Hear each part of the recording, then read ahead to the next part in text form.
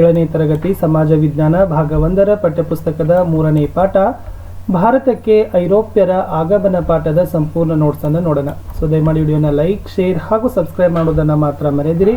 7ನೇ ತರಗತಿಗೆ ಕನ್ನಡ, ಸಮಾಜ ವಿಜ್ಞಾನ, ವಿಜ್ಞಾನ ಮತ್ತು ಹಿಂದಿಯಲ್ಲಿ ಕೂಡ ಎಲ್ಲ ಪಾಠದ ನೋಟ್ಸ್ಗಳಿದ್ದಾವೆ.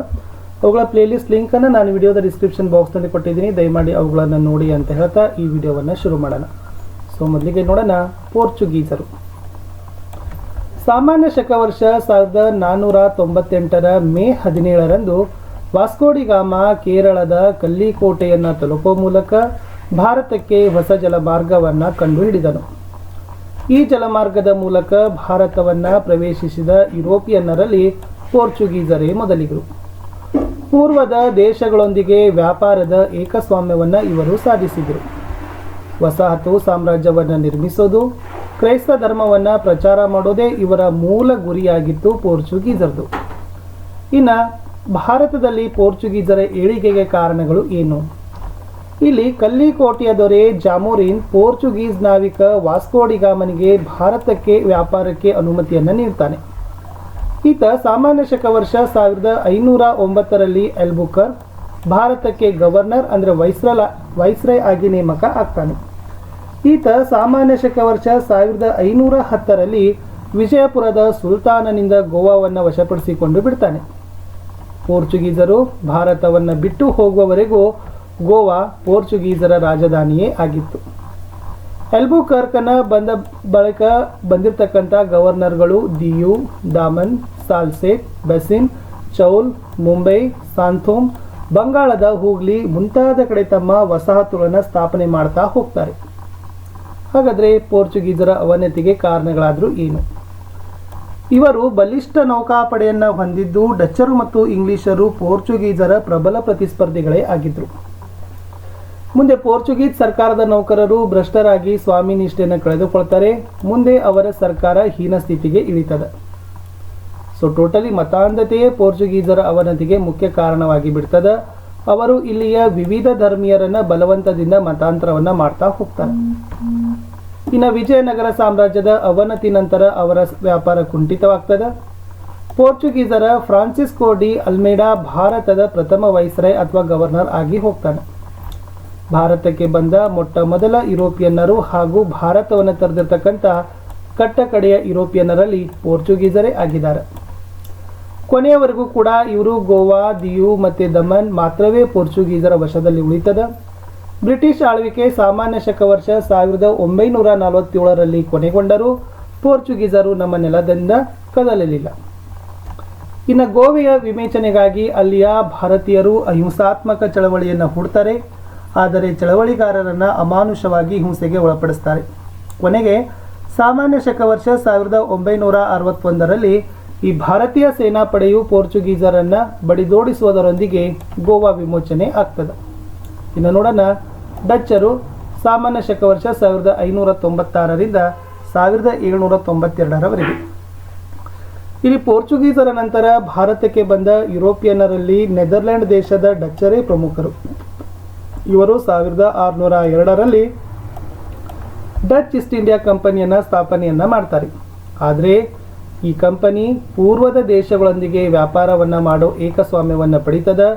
ಈ ಪ್ರದೇಶಗಳಲ್ಲಿ ಯುದ್ಧ ಮಾಡುವ ಶಾಂತಿ ಸಂಧಾನಗಳನ್ನು ಏರ್ಪಡಿಸೋ ಅಧಿಕಾರವನ್ನು ಪಡೀತಾರೆ. ಪುಲಿಕಾಟ್ ಡಚ್ಚರ ರಾಜಧಾನಿ ಆಗಿತ್ತು. ಇನ್ನು ಡಚ್ಚರ ವ್ಯಾಪಾರದ ಕೇಂದ್ರಗಳನ್ನು ಪರಿಶೀಲಿಸೋದಾದರೆ ನಾವು ಭಾರತದ ಆಗ್ರಾ, ಮಚ್ಲಿಪಟ್ಟಣ್, ಸೂರತ್, ಕಾರೈಕಲ್, ನಾಗಪಟ್ಟಣಂ, ಕೊಚ್ಚಿ ಮೊದಲಾದ ಕಡೆಗಳಲ್ಲಿ ಡಚ್ಚರ ವ್ಯಾಪಾರ ಕೇಂದ್ರಗಳೇ ಇತ್ತು.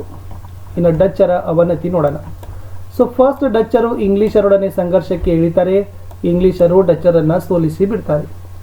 ಭಾರತದಲ್ಲಿ ಇಂಗ್ಲಿಷರ ಪೈಪೋಟಿಯನ್ನು ಎದುರಿಸಲಾಗದ ಡಚ್ಚರು ತಮ್ಮ ಆಗ್ನೇಯ ಏಷ್ಯಾದ ದ್ವೀಪ ರಾಷ್ಟ್ರಗಳ ಕಡೆಗೆ ಗಮನವನ್ನು ಹರಿಸ್ತಾರೆ. ಆಗ್ನೇಯ ಏಷ್ಯಾದ ದ್ವೀಪಗಳಂದರೆ ಅದು ಇಂಡೋನೇಷಿಯಾ, ಮಲಯ, ಥೈಲ್ಯಾಂಡ್, ಫಿಲಿಪೈನ್ ಮತ್ತು ಕಾಂಬೋಡಿಯಾ. ನೋಡೋಣ ಇಂಗ್ಲಿಷರು ಶಾಂತಿಯುತ ವ್ಯಾಪಾರವೇ ತಮ್ಮ ನೀತಿ ಎಂಬುದನ್ನು ಮೊದಲಿನಿಂದ ಅನುಸರಿಸಿಕೊಂಡು ಬರ್ತಾರೆ. ಆದರೆ ಭಾರತದ ಹದಗೆಟ್ಟ ರಾಜಕೀಯ ಪರಿಸ್ಥಿತಿಯ ಅನುಕೂಲ ಪಡೆದು ರಾಜಕೀಯ ಸಾರ್ವಭೌಮತ್ವವನ್ನು ಸ್ಥಾಪಿಸಿ ಹೋಗ್ತಾರೆ. ಇಂಗ್ಲೆಂಡಿನ ವರ್ತಕರು ಪೂರ್ವ ದೇಶಗಳೊಡನೆ ವ್ಯಾಪಾರ ಸಂಪರ್ಕವನ್ನು ಹೊಂದಲು ಬಯಸಿ ಸಾಮಾನ್ಯ ಶಕವರ್ಷ 1600ರಲ್ಲಿ ಈಸ್ಟ್ ಇಂಡಿಯಾ ಕಂಪನಿಯನ್ನು ಸ್ಥಾಪಿಸ್ತಾರೆ. ಎಲಿಜಬೆತ್ ರಾಣಿಯ ಅನುಮತಿ ಪಡೆದು ಭಾರತದೊಡನೆ ವ್ಯಾಪಾರ ಸಂಪರ್ಕ ಬೆಳೆಸ್ತಾರೆ. ಭಾರತದಲ್ಲಿ ಈಸ್ಟ್ ಇಂಡಿಯಾ ಕಂಪನಿಯ ಹಡಗುಗಳು ಸೂರತ್ ಬಂದರಿನಲ್ಲಿ ಬಂದು ತಂಗ್ತವೆ. ಸರ್ ಥಾಮಸ್ ರೋ ಸಾಮಾನ್ಯ ಶಕ ವರ್ಷ 1615ರಲ್ಲಿ ಮೊಘಲರ ಚಕ್ರವರ್ತಿ ಈ ಜಹಾಂಗೀರನ ಆಸ್ಥಾನಕ್ಕೆ ಭೇಟಿ ನೀಡಿ ಸೂರತ್ನಲ್ಲಿ ವ್ಯಾಪಾರವನ್ನು ಮಾಡಲಿಕ್ಕೆ ಅನುಮತಿಯನ್ನು ಪಡಿತಾನೆ. ನಂತರ ಆಗ್ರಾ, ಅಹಮದಾಬಾದ್ ಮತ್ತು ಬ್ರೋಚಾಗಳಲ್ಲಿ ವ್ಯಾಪಾರ ಕೇಂದ್ರ ಸ್ಥಾಪಿಸ್ತಾರೆ. ಅನಂತರ ಮದ್ರಾಸ್, ಕಲ್ಕತ್ತಾ ಮತ್ತು ಮುಂಬೈಗಳಲ್ಲಿಯೇ ತಮ್ಮ ವ್ಯಾಪಾರದ ಕೋಠಿಗಳನ್ನು ಸ್ಥಾಪಿಸ್ತಾರೆ. ಕಲ್ಕತ್ತಾ ಬ್ರಿಟಿಷರ ಮೊದಲ ರಾಜಧಾನಿಯಾಗಿತ್ತು. ಕಾಲಕ್ರಮೇಣ ಈಸ್ಟ್ ಇಂಡಿಯಾ ಕಂಪನಿಯ ಲಾಭ ಗಣನೀಯವಾಗಿ ಹೆಚ್ಚುತ್ತಾ ಹೋಗ್ತದೆ. ಇನ್ನು ಮೊಘಲ್ ಚಕ್ರವರ್ತಿ ಫರೂಕ್ ಸಿಯಾರ್ನಿಂದ ಬಂಗಾಲ್ ಪ್ರಾಂತ್ಯ, ಬಿಹಾರ ಮತ್ತು ಒರಿಸ್ಸಾ ಮತ್ತು ಸೂರತ್ಗಳಲ್ಲಿ ಸುಂಕರಹಿತ ವ್ಯಾಪಾರ ಮಾಡಲು ಈ ಪರವಾನಗಿಯಾದ ದತ್ತಕಗಳನ್ನು ಪಡಿತಾರೆ. ಅವುಗಳ ಸಹಾಯದಿಂದ ಇಂಗ್ಲಿಷರು ದೇಶೀಯ ವ್ಯಾಪಾರಿಗಳಿಗಿಂತ ಶಕ್ತಿವಂತರಾಗಿ ಹೋಗ್ತಾರೆ. ಸುಂಕವಿಲ್ಲದೆ ಮುಕ್ತ ವ್ಯಾಪಾರಗಳನ್ನು ನಡೆಸಲು ಬ್ರಿಟಿಷ್ ವರ್ತಕರಿಗೆ ನೀಡಲಾದ ವಿಶೇಷ ಪರವಾನಗಿ ಪತ್ರ ಅಥವಾ ಪಾಸುಗಳಿಗೆ ಏನಂತ ಕರೀತಾರೆ, ದಸ್ತಕಗಳು ಅಂತ ಕರೀತಾರೆ. ಸಿಂಪಲ್ ಆಗಿ ಅದನ್ನು ನೀವು ಏನು ಹೇಳ್ಬೋದು, ವ್ಯಾಪಾರದ ಚೀಟಿಗಳು ಅಂತಲೂ ಕೂಡ ಬರಿಬಹುದು. ಇನ್ನು ಬ್ರಿಟಿಷರು ತಮ್ಮ ಪ್ರಾಬಲ್ಯವನ್ನು ಹೆಚ್ಚಿಸಿಕೊಳ್ಳಲು ತಮ್ಮ ವಸತಿ ಪ್ರದೇಶಗಳ ಸುತ್ತಲೂ ಕೋಟೆ ಕಟ್ತಾರೆ. ಕೋಟೆಗಳ ರಕ್ಷಣೆಗಾಗಿ ಸೈನಿಕರನ್ನು ಮದ್ದುಗೊಂಡುಗಳನ್ನು ಇಟ್ಟುಕೊಳ್ಳಲಿಕ್ಕೆ ಆರಂಭವನ್ನು ಮಾಡ್ತಾರೆ. ಬಹುಬೇಗ ಇಂಗ್ಲಿಷರ ಸೇನಾಬಲ ಬಲಿಷ್ಠವಾಗಿ ಬೆಳೀತದೆ. ನೆಕ್ಸ್ಟ್ ನೋಡೋಣ, ಫ್ರೆಂಚರು. ವ್ಯಾಪಾರಕ್ಕಾಗಿ ಭಾರತಕ್ಕೆ ಬಂದ ಯುರೋಪಿಯನ್ನರಲ್ಲಿ ಫ್ರೆಂಚರೇ ಕೊನೆಯವರು. ಇವರು 1664ರಲ್ಲಿ ಫ್ರೆಂಚ್ ಈಸ್ಟ್ ಇಂಡಿಯಾ ಕಂಪನಿಯನ್ನು ಸ್ಥಾಪನೆ ಮಾಡಿ ಹೋಗ್ತಾರೆ. ಭಾರತದಲ್ಲಿ ಫ್ರೆಂಚರು ತಮ್ಮ ಪ್ರಥಮ ವ್ಯಾಪಾರ ಕೋಠಿಯನ್ನು ಸಾಮಾನ್ಯ ಶಕ ವರ್ಷ 1668ರಲ್ಲಿ ಸೂರತ್ನಲ್ಲಿ ತೆರೀತಾರೆ. ನಂತರ ಸ್ವಲ್ಪ ಕಾಲದಲ್ಲಿ ಭಾರತದ ನಾನಾ ಭಾಗಗಳಲ್ಲಿ ತಮ್ಮ ವ್ಯಾಪಾರ ಕೇಂದ್ರಗಳನ್ನು ಸ್ಥಾಪಿಸಿಕೊಂಡು ಹೋಗ್ತಾರೆ. ಈ ಫ್ರೆಂಚರ ವ್ಯಾಪಾರ ಕೇಂದ್ರಗಳಲ್ಲಿ ಅದು ಪಾಂಡಿಚೇರಿ, ಮಚಿಲಿಪಟ್ಟಣ, ಕಲ್ಲಿಕೋಟೆ, ಮಾಹೆ, ಕಾರೈಕಲ್ ಮತ್ತು ಚಂದ್ರನಗರಗಳಲ್ಲಿ ತಮ್ಮ ವ್ಯಾಪಾರಗಳನ್ನು ಏನು ಮಾಡ್ತಾರಪ್ಪ ಅಂದರೆ ಕೇಂದ್ರಗಳನ್ನು ತೆರೀತಾರೆ ಫ್ರೆಂಚರು.